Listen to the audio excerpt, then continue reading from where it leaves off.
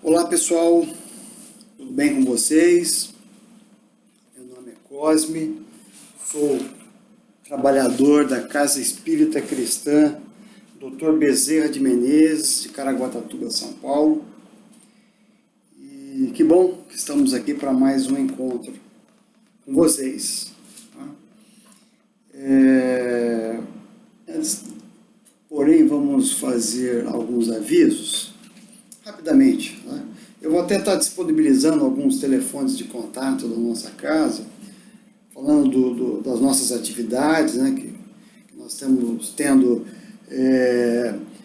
as palestras presenciais e o atendimento fraterno e o passe coletivo de terça e sábado, sempre às 20 horas. A gente tem os curso básico e alguns mais avançados, de quarta-feira às 20 horas. Nós temos também um trabalho muito legal com as crianças de evangelização infantil, quem tiver interesse. Vamos estar divulgando aí os vários contatos. Eu até disse do atendimento fraterno, mas em específico, se alguém precisar bater um papo com alguém, vai ter uma pessoa lá preparada numa sala reservada para te orientar algumas coisas. E isso também você pode fazer, como já disse, nas terças e sábados. Chega um pouco antes das 20 horas para poder, porque tem um pessoal de espera lá, tá legal? E o que eu quero falar para vocês, uma coisa importantíssima, é um trabalho que nós ainda fazemos, a montagem de cestas básicas para algumas famílias cadastradas na nossa casa espírita. E é evidente, está todo mundo com dificuldade financeira, etc., principalmente essas famílias assistidas por nós. Então, a gente precisa de doações, de gênero alimentício. Se você quiser fazer em espécie, o contato que a gente vai passar aqui vai te orientar como fazer isso. Mas arroz, feijão, óleo, café, o que você puder nos ajudar, porque é um trabalho muito importante, e com a atual conjuntura às vezes fica difícil a gente conseguir atender todas essas famílias. Então, por favor, nos ajude a ajudar quem precisa de mais ajuda do que nós. E por último, dizer que bom que vocês estão aqui com a gente. Se você achou legal esse nosso encontro, que a gente faz todo mês. Além disso, o nosso canal do YouTube da Casa Espírita Bezerra de Menezes, também todos os domingos tem um trabalho de evangelho no lar, gravado muito carinhosamente pela nossa irmã Diná, e esse nosso encontro também periódico. Então, se você gostar, manda para as pessoas, para os seus amigos, se inscreva no nosso canal, para você estar recebendo, sempre sendo alertado sobre isso, dê a sua opinião, dê o seu comentário ou a sua crítica, mas se inscreva, nos ajude a divulgar a doutrina espírita, legal? Então vamos agora uma prece bem de início, Vamos então elevando o nosso pensamento a Deus, a Jesus e todo o plano espiritual que nos ajudou a preparar esse nosso encontro. Vamos agradecer a Ti, ó Pai amado, por mais esse dia, por mais essa dádiva divina, e que possamos, nesse nosso bate-papo, divulgar um pouco mais a Sua doutrina, divulgar um pouco mais o Evangelho que nos foi trazido por Jesus. E assim, Pai amado, pedimos a vossa permissão para iniciar esse nosso encontro. Que assim seja, graças a Ti, graças a Jesus. Muito bem, gente. Nós vamos falar hoje de um livro muito importante nas nossas vidas, até hoje, que é o Evangelho segundo o Espiritismo. Olha que legal. Nós vamos tratar mais especificamente do capítulo 20, cujo título é Os Trabalhadores da Última Hora. Evangelho segundo o Espiritismo. É interessante quando a gente fala da doutrina espírita, que é uma doutrina que você não vai encontrar aqui neste livro, em nenhum dos outros 4 livros codificados por Kardec, nem outros livros ou na internet confiáveis, né, espíritas. Você não vai encontrar nada que lhe garanta a sua saúde, que garanta o seu emprego, que garanta o seu casamento. Sinto lhe informar, você não vai encontrar isso nas nossas literaturas, não vai encontrar. E tem mais, eles ainda nos dizem que se alguma coisa acontecer, a culpa é sua, né? Então, é interessante que é uma doutrina que nos disponibiliza ferramentas de autoaperfeiçoamento. Mas a gente tem que pegar uma literatura dessa aqui e compreender o que está escrito, né? Não adianta só a gente ler, que ótimo que vocês estão nos ouvindo, mas o interessante é que vocês consigam raciocinar sobre isso e compreendam, né, principalmente o que a gente está recebendo de informações. Porque senão vai ser mais ou menos assim, né? Como a gente quando era mais jovem, vocês devem se lembrar disso na escola, muitos de nós tínhamos que decorar muitas coisas para tirar nota boa na prova. Não era assim? E o que acontece? Você decorava, tirava nota boa, passava de ano, só que aquilo que você decorou, você esquece. Não adiantou nada. Você quer ver um exemplo? Eu falo isso porque eu gosto muito de matemática.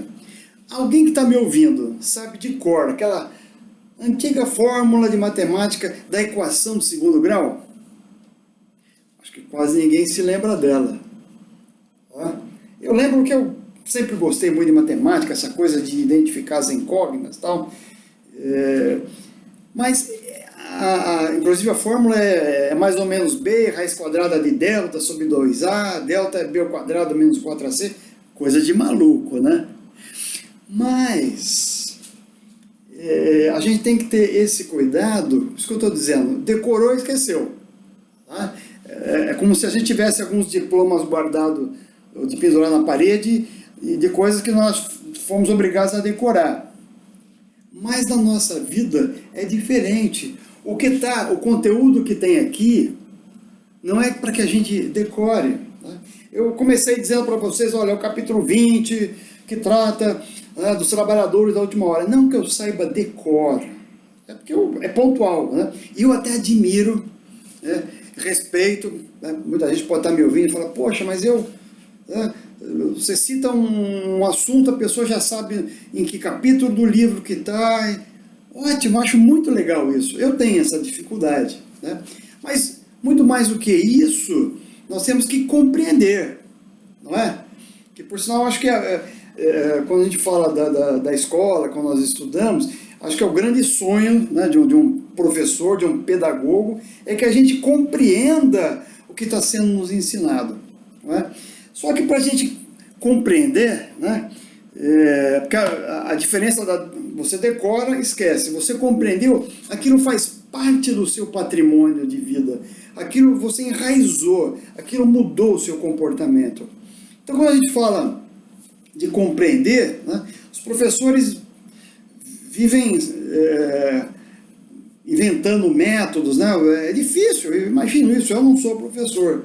Tá? Mas tem algumas técnicas que nos ajudam, né?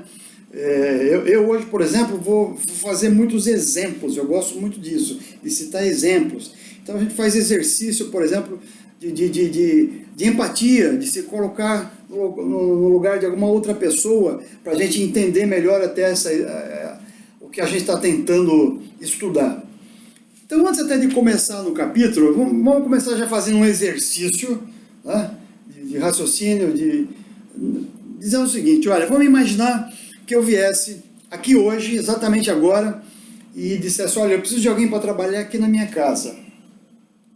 Digo qual é o serviço, quanto eu vou pagar, qual é a jornada de trabalho, das 8 da manhã às 6 da tarde. Aí você topa, legal, fecho contigo, olha, R$200, beleza. Aí você vai para minha casa todo satisfeito, contente. Você vai achar, puxa vida, estava precisando, o trabalho eu conheço. E que bom, o Cosme é um cara legal, mal me conhece, já me deu essa oportunidade, confiou em mim. Lá vou eu, né? Vai lá, você feliz trabalhar aqui na minha casa. E assim vai. De repente, lá pelo meio-dia, eu chego aqui e contrato mais uma pessoa. Olha, você que está aí também, vamos lá trabalhar. O serviço é esse. Vamos lá? Vamos. Aí essa pessoa chega aqui em casa, a outra que eu contratei de manhã falou, puxa, que ótimo, está chegando alguém até que vai dividir o trabalho aqui comigo. E continua feliz da vida. Chega lá no final do dia, quase às 5 horas da tarde, eu volto aqui e contrato mais uma pessoa. E chega lá, o resultado é a mesma coisa. Você que eu contratei de início, que ótimo, final do expediente e tal. Só que quando termina o expediente, eu decido pagar os mesmos R$ 200 para aquele que trabalhou 1 hora, aquele que trabalhou no almoço, aquele que é você, que eu estou falando, que desde manhã cedo. Né? Vou pagar o mesmo R$ 200. O que será que você vai achar disso? Você vai achar que eu sou um cara injusto? Será que você vai ficar com raiva de mim? De repente você estava super contente, satisfeito, né? Guarda esse sentimento, guarda essa resposta, porque agora a gente vai entrar no nosso capítulo de hoje. Quando a gente fala dos trabalhadores da última hora, a bem da verdade nós estamos falando de mais uma das 35 parábolas de Jesus. Eu adoro falar das parábolas, né? Não me canso de repetir que Jesus pegava a vida cotidiana das pessoas, o que elas conheciam, locais, atividades, e fazia uma história, e ali ele transmitia o seu conteúdo, né? Tinha sempre um fator surpresa. Muito bem, e essa parábola que conta sobre os trabalhadores da última hora, é a parábola da vinha. A vinha é uma região, um local, né, que produtora de uva e vinho.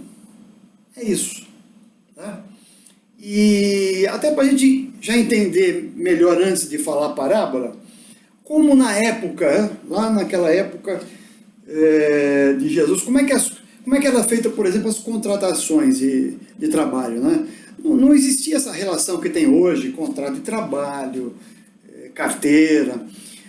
A pessoa ia, o tomador de serviço, na praça pública ali e contratava as pessoas.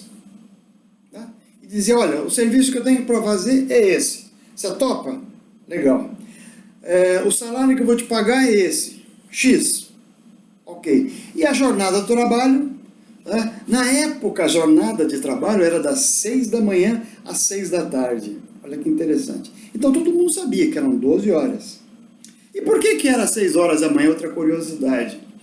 É que às 6 horas da manhã, todos os dias, tocavam-se as trombetas no Templo de Jerusalém, anunciando o início de mais um dia. Então adotaram isso como a jornada do trabalho. Né? Então, muito bem, era assim que era feito. Né? Aí o camarada vai à praça pública para fazer essa contratação.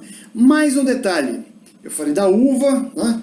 A uva como é que é feita? É manual, a colheita, coloca no recipiente, carrega por um trecho longo, e depois a uva, como é que eles faziam a uva? Colocavam toda num tacho, né? Num recipiente no chão, e as pessoas tiravam as sandálias e pisavam na uva, ficavam pisando.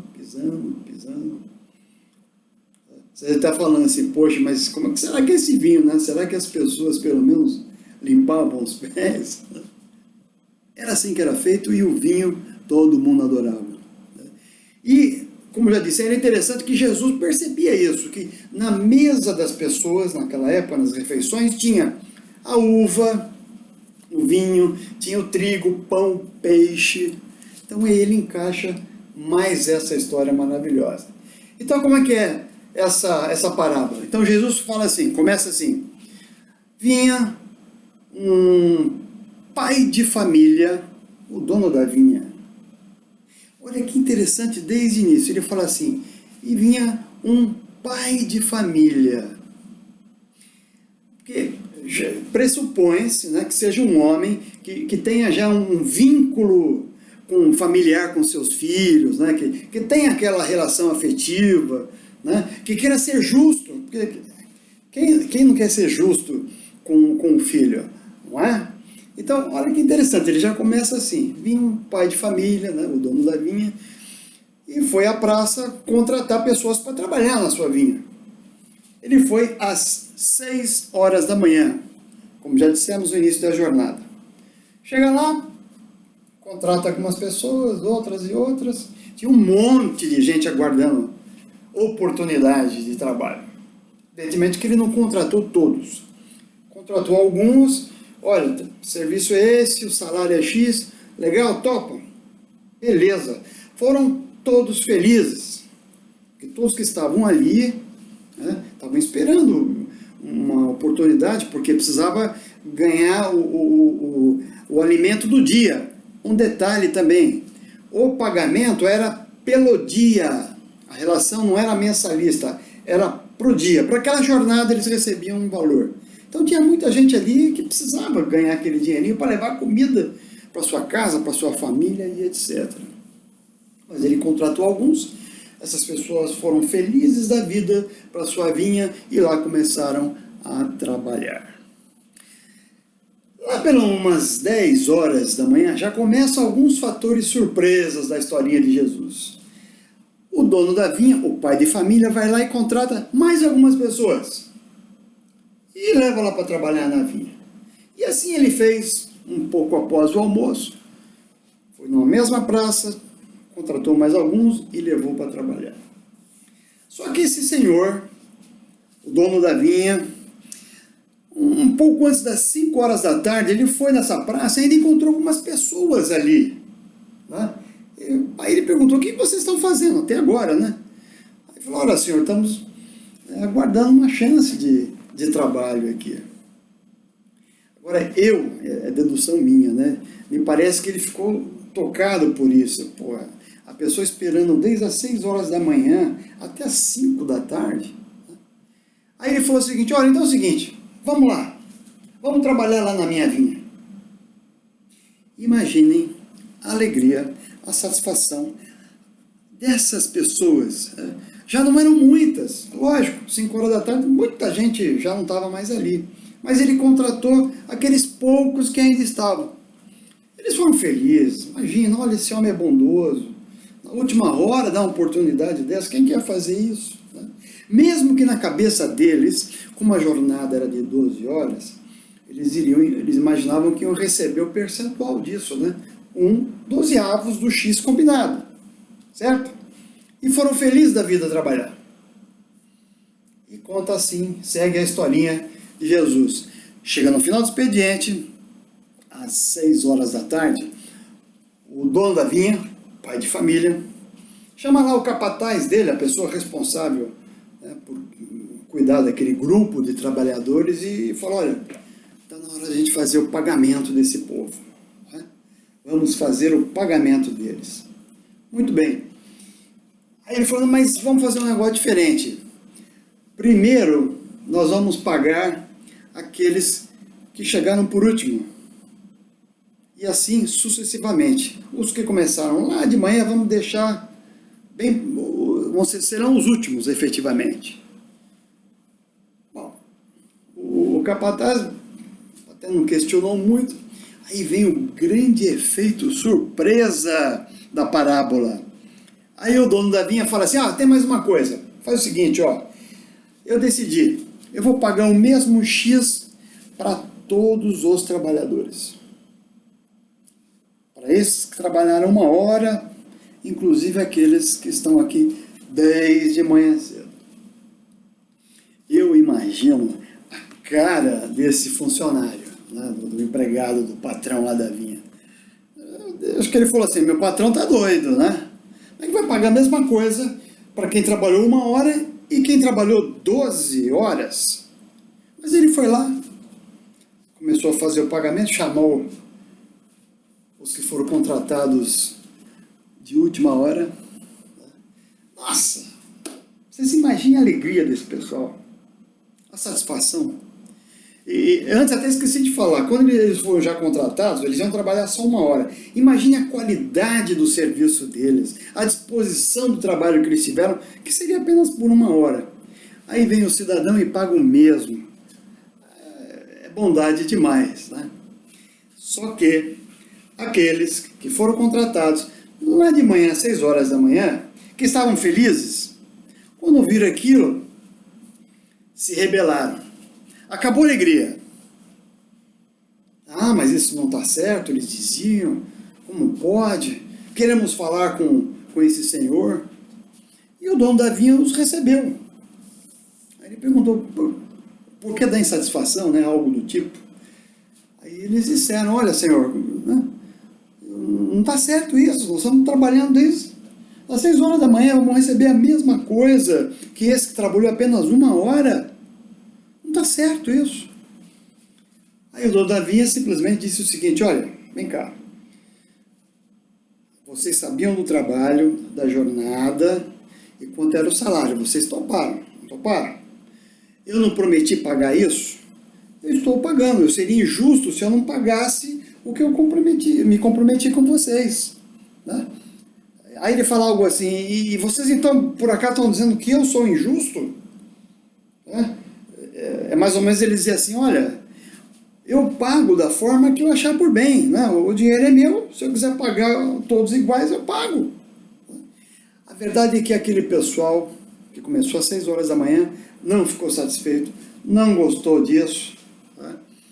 Receberam os seus salários, etc., mas não ficou uma coisa legal. Né? Olha que história maravilhosa, né? Que parábola legal. Né? E essa parábola, como todas as outras, eu arrisco dizer que elas têm sempre histórias diferentes, né? Mas sempre uma coisa comum, que é, novamente, a nossa lapidação moral, o nosso aperfeiçoamento comportamental. Né?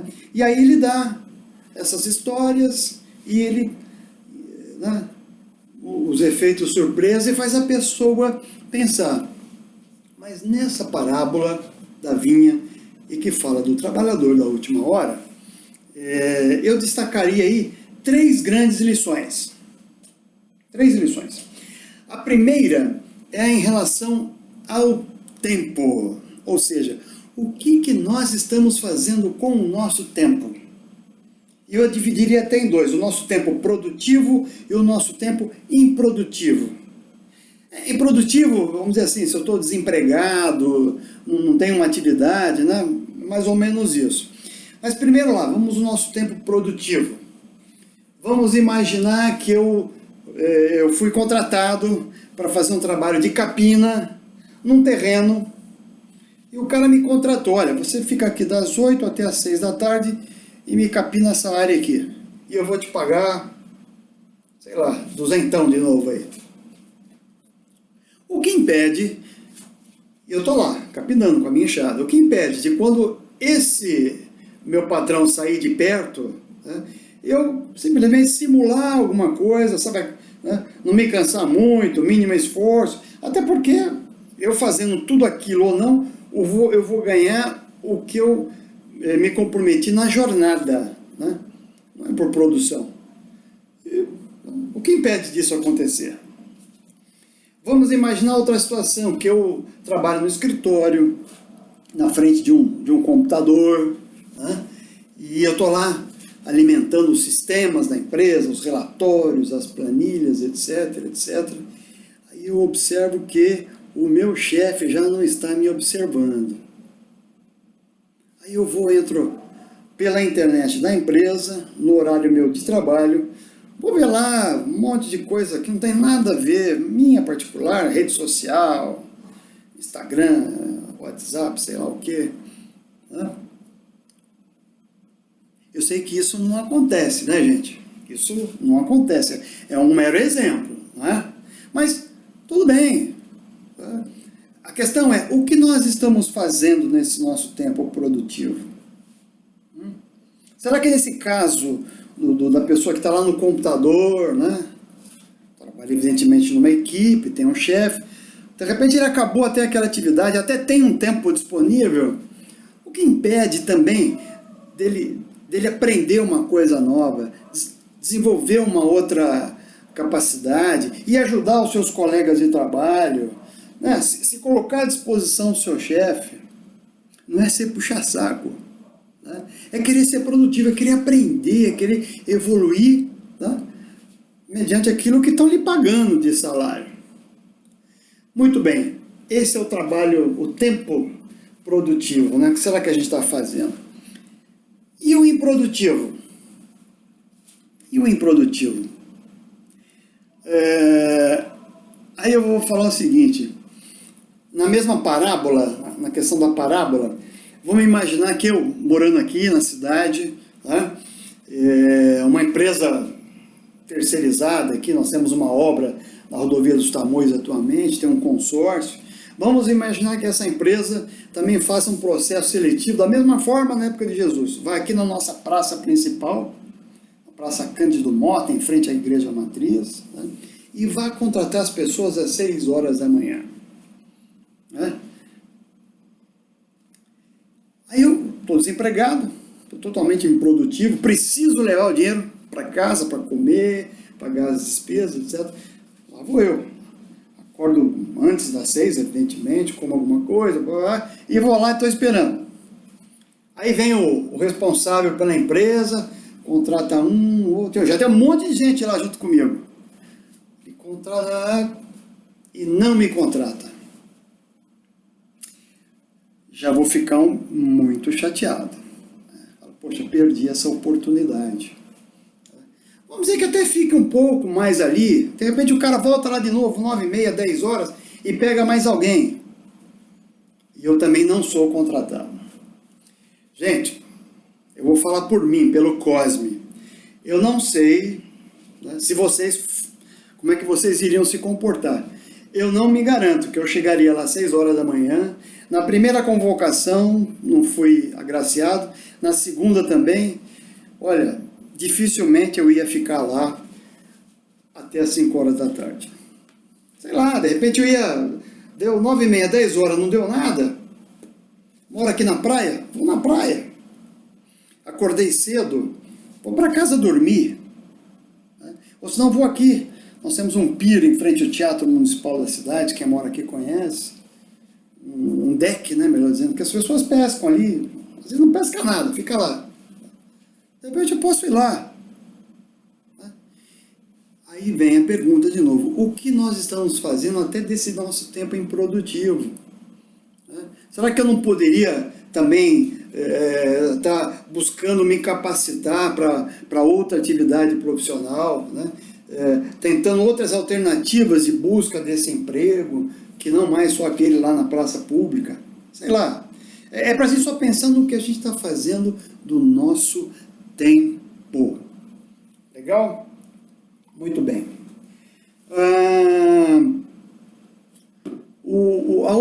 A segunda grande mensagem desse capítulo do livro Evangelho segundo o Espiritismo e dessa parábolazinha, a gente também tem que falar da qualidade, né, do uso do nosso tempo, a qualidade das nossas atividades. A qualidade, né? Porque aqui está bem claro que não é quantidade, né? O cara trabalhou 12 horas lá.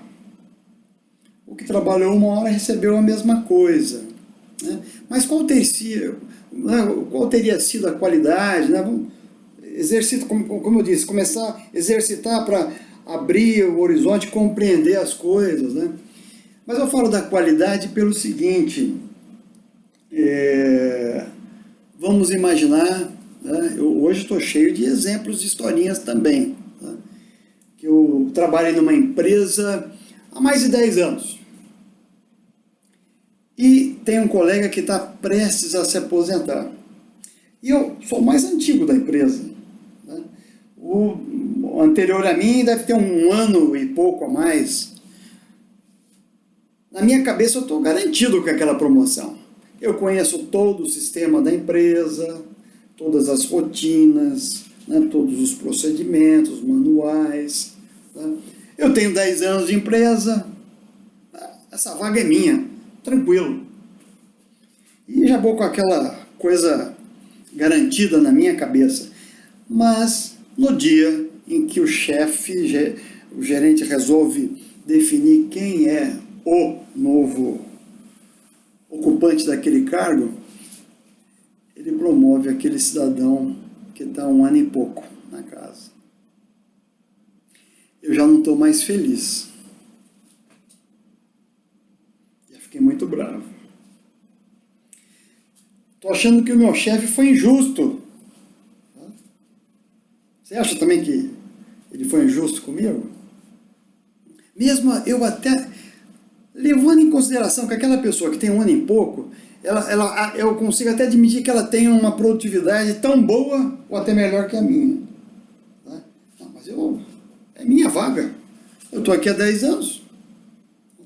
Só que o gerente, né, o responsável que paga a empresa, ele fala, não, é aquela pessoa. E eu totalmente insatisfeito nesse momento. E quero satisfação. Vou conversar com o meu gerente. Aí ele me explica, com evidências, né? Ele fala, olha, Cosme, está aqui, ó, os resultados seus nesse período aqui, né, não foi tão bom quanto da pessoa que a gente está colocando nesse cargo. Tá? Mas que bom que você continua com a gente, sabe essa conversa? Você, com a sua experiência, é muito importante aqui para nós, e que você possa, numa próxima oportunidade, se encaixar melhor nesse seu nível de qualidade, de produtividade. O fato é que ele vai contar toda essa história, e que alguns de vocês já escutaram, né? E eu não vou ficar convencido. Vou ficar com muita raiva dele. E o pior, vou ficar com raiva do meu colega de trabalho, que até então tinha uma relação legal. Ele não tem culpa nenhuma. A única culpa é que a qualidade do tempo dele, do serviço dele é melhor do que a minha. Então, não é o 100% lá do tempo que te garante algo. Né? Agora, trazendo, por exemplo, para a nossa atividade espírita, né? De repente eu acho que eu sou o mais antigo da casa espírita. Ah, não, eu sou o mais antigo ali, eu sou a pessoa que tem que ter mais consideração, as pessoas têm que me ouvir, o que eu falar tem que ser imperativo. Né? As coisas não são assim, nem numa casa espírita, nem numa empresa. Né? Vai depender tudo da qualidade do trabalho que você faz também. É lógico, a frequência. Eu falo da casa, né, que é bacana, a gente vai lá, né, participa dos trabalhos, faz palestra, os trabalhos obsessivos, os eventos que a casa promove, cada um tem a sua participação lá, né? Mas isso tudo tem que ser feito com o coração, né? É uma coisa com muita sinceridade. Não é fazer por fazer. Não estou dizendo que nas casas espíritas façam dessa forma. Nós somos seres humanos, a gente age assim. Tem gente que acha que, não, hoje eu acordei, hoje eu tenho que fazer caridade. Ah, eu tenho que fazer caridade. Aí... E aí? É que nem essa questão da caridade que eu falei. Como é que a gente avalia quem faz mais caridade em relação a outro? É quantidade de caridades? Como é que é aferida essa qualidade da caridade? É uma coisa muito íntima. É só sua e Deus, e a pessoa que está sendo ajudada. Né? Então, só para a gente fechar esse raciocínio agora, dessa questão da qualidade do nosso trabalho, seja onde for, na família, no trabalho, em qualquer outro segmento da sociedade. Agora aí, nessa brincadeira nossa, brincadeira que eu falo, dentro desse terceiro item que eu vou dizer para vocês agora, que eu identifiquei nessa parábola, muito sutilmente. Né? Por que eu falo sutilmente? Eu estudei, vi vários outros debates sobre essa parábola, esse capítulo, e as pessoas comentam com muita propriedade sobre o tempo, sobre a qualidade, né, desse nosso trabalho, etc. Né? Mas tem uma coisa por detrás disso, eu não vou falar agora. Vamos ver se vocês acompanham o meu raciocínio. Né? Lembra que eu falei do exemplo da empresa, trabalhei 10 anos, né? Eu fiquei bravo de repente, e com um colega de trabalho. Né? O que será que é isso, esse comportamento também? Né? O que será que esse comportamento nos sugere? Vou dar mais um exemplo para vocês. Comprei um carro novo, 0 km. Paguei uma nota. Todo o dinheiro, a economia que eu consegui, eu comprei naquele carro. Um excelente carro, 0 km. Está aqui na minha garagem.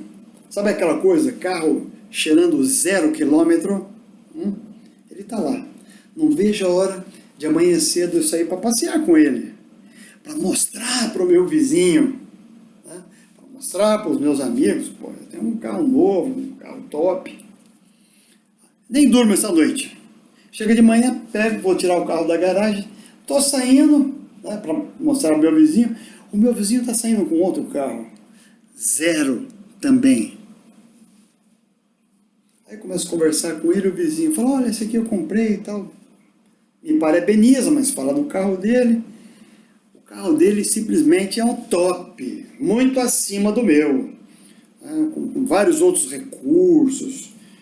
Um carro muito melhor que o meu. Só que um detalhe, ele pagou o mesmo valor que eu. Acabou a minha alegria do carro novo. Acabou.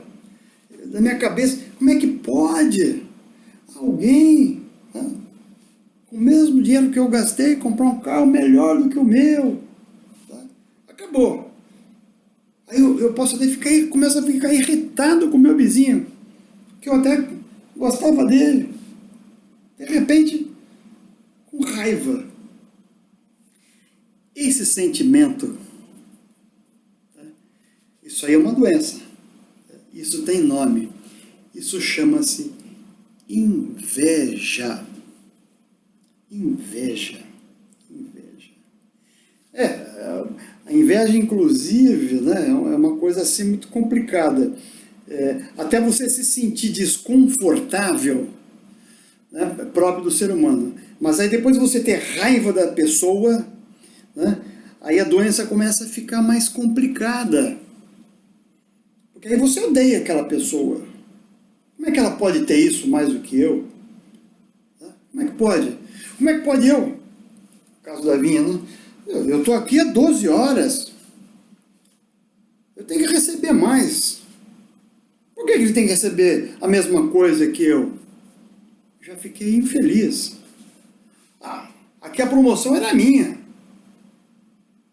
Então, a inveja, né, que é um dos sintomas, inclusive, do orgulho, né? Eu sou o melhor, eu sou o dono aqui das grandes virtudes. Né?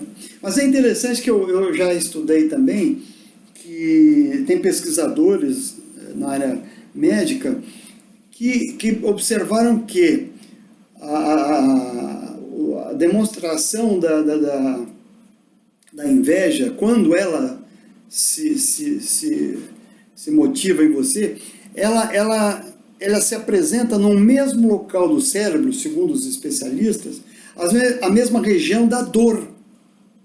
Olha que troço interessante. Então a inveja, a pessoa sofre com a inveja. Uma coisa que ela causa, ela sofre. Só ela que sofre com isso.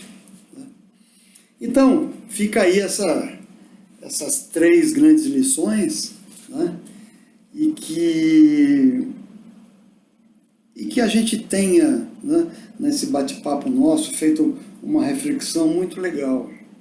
Que a gente possa ver como é que nós estamos usufruir no nosso tempo, nesta reencarnação? Como estamos executando nosso tempo nesse dia de hoje que a gente está aqui batendo um papo?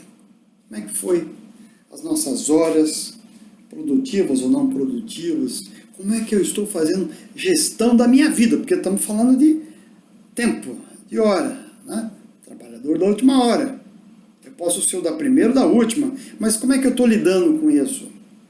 Qual é a qualidade que eu estou dando para os meus sentimentos, para o meu comportamento, para as minhas afeições, para o meu trabalho de uma forma geral? Estou trabalhando 12 horas? Legal. Mas como que está sendo isso? Em termos qualitativos.